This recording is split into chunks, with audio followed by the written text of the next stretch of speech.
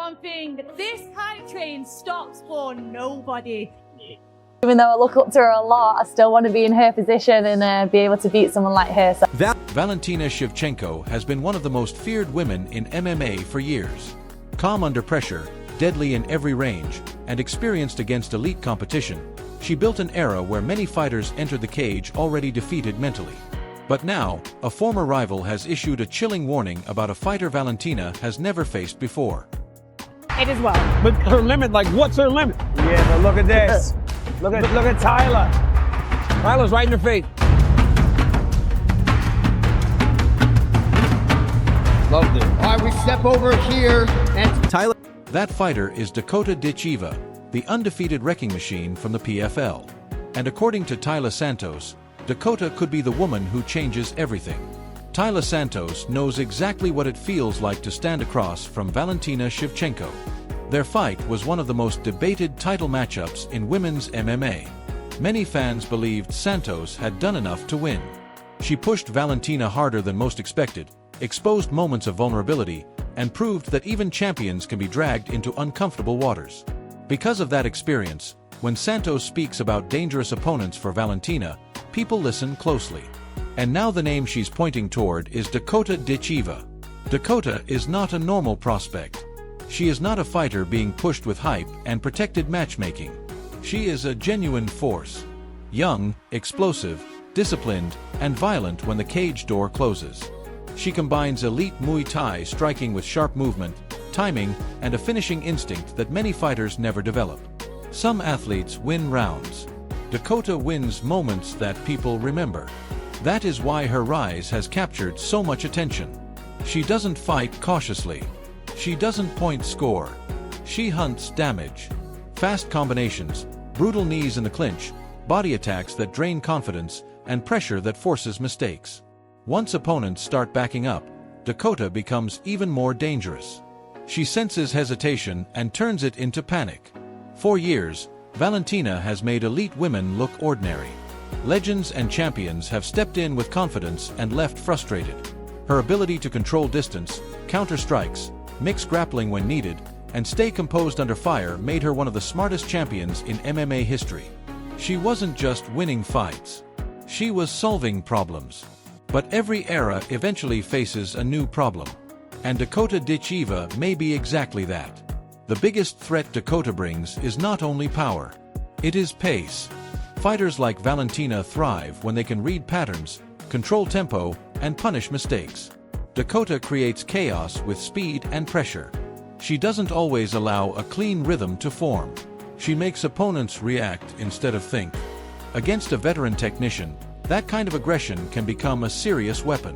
There is also the factor of youth and momentum. Champions often carry experience, but rising contenders carry hunger. Dakota is still building, still improving, still entering the physical prime of her career. Every win adds confidence. Every finish increases belief. That kind of momentum can be dangerous because it creates fighters who truly believe nobody can stop them. Valentina. Behind your teammate Dakota Ditcheva. First off, what do you think of her performances so far this year? Bro, she's a killer.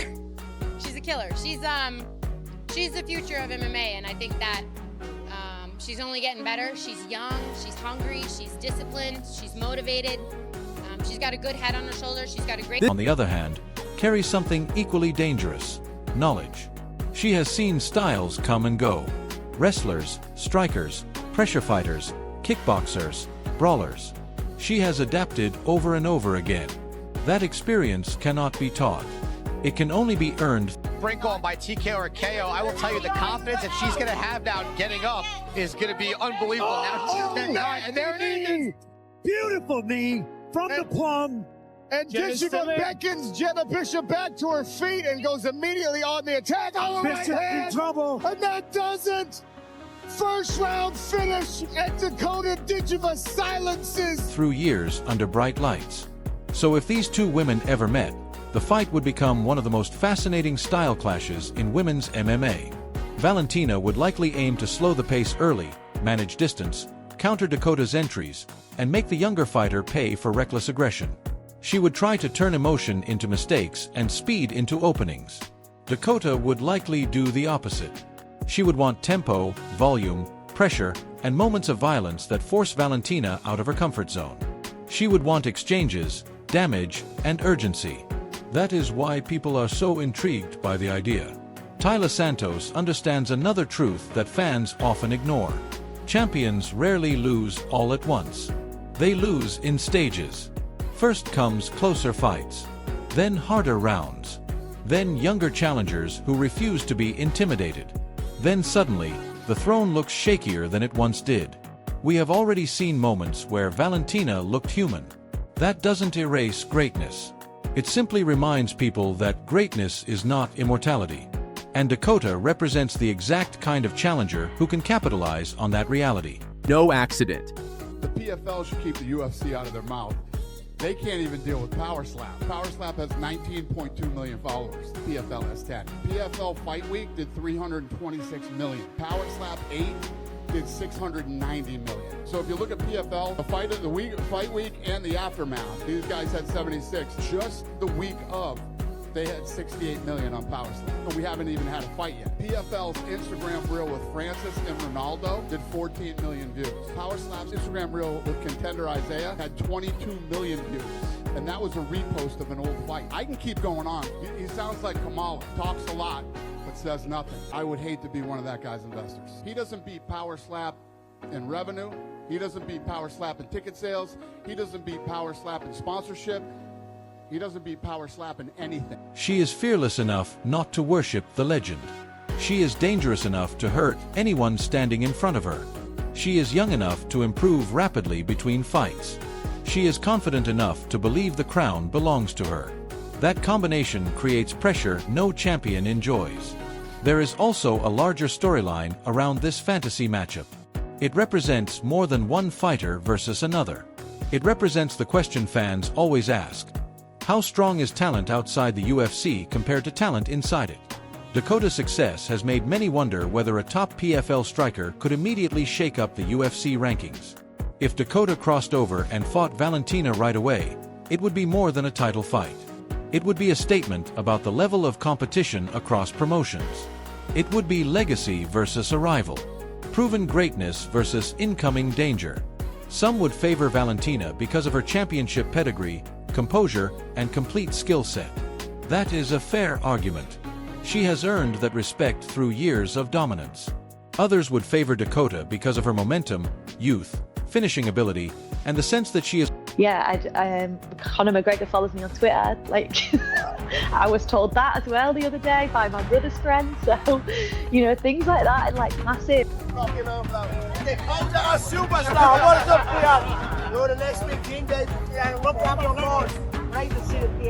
Arriving at exactly the right moment. That is also a fair argument. This is what makes dream fights powerful. There may be no clear answer until the cage door closes. Dakota's striking would test Valentina's reactions and movement.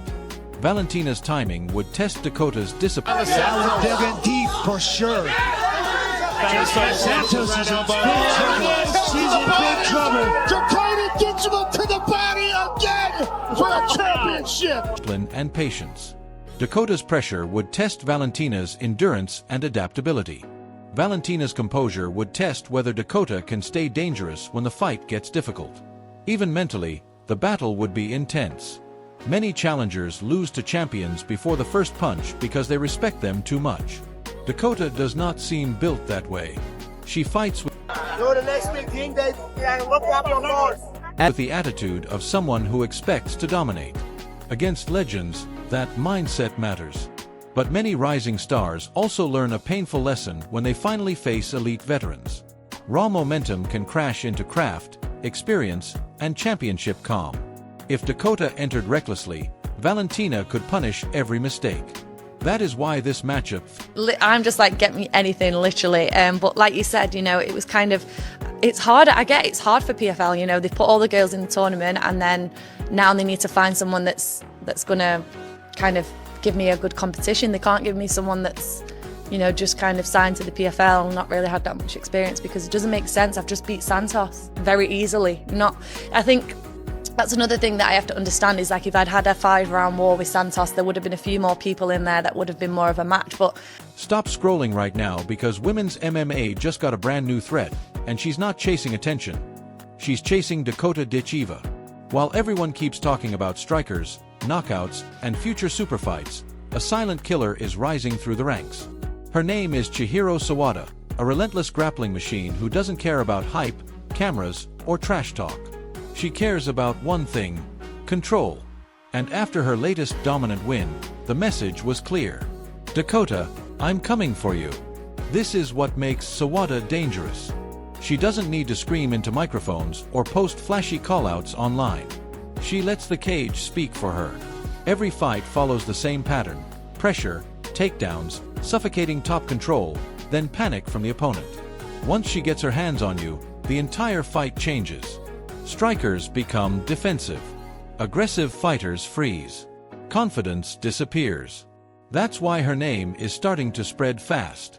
And now imagine the collision everyone would want to see. Dakota Ditcheva, the undefeated knockout queen of the PFL, one of the most violent female strikers in the sport today. Fast hands, brutal knees, sharp elbows, non-stop pressure, highlight reel finishes. She doesn't win rounds. She breaks people. 15 wins, no losses, and a reputation that keeps getting bigger after every performance. But every dominant striker eventually faces the same question. What happens when someone refuses to strike back? What happens when the opponent doesn't trade punches, doesn't stand in range, doesn't fear the power, and instead drags you into deep water? That's where Sawada becomes terrifying. She's not trying to outbox Dakota. Superstar, what is up, Tiana? You're the next big team day. Look up your boys. Great to see it, Tiana. Strong woman, good girl. Looking awesome. Great to see it. Great to find you. Love it, love it. What's it back? What are we up next? Yeah, now I'm walking myself there. Look, as superstar back there. She'd be trying to erase Dakota's game completely. This would be classic violence versus control. Dakota needs range, movement, rhythm, space to throw combinations. Sawada's entire style is built around removing all of that. Close distance, clinch, takedown, pressure. Make every second miserable. If Dakota keeps it standing, Back elbow, and now a left hand. she could end the fight brutally. But if Sawada grounds her early, suddenly the undefeated aura gets tested in a way we haven't seen before. And Sawada isn't the only new danger rising. Another name has entered the conversation. A woman fans are calling one of the most dangerous hidden threats in Asia. A fighter known as the Doctor. Calm, technical, ruthless, and capable of switching from patience to violence in a heartbeat. Fighters like that don't care about reputations. They see undefeated records as targets. That's what makes this moment interesting for Dakota Ditcheva. For a long time, the talk was simple. UFC stars, champions, Valentina Shevchenko, super fights, crossover headlines. But now the threat is changing. It's no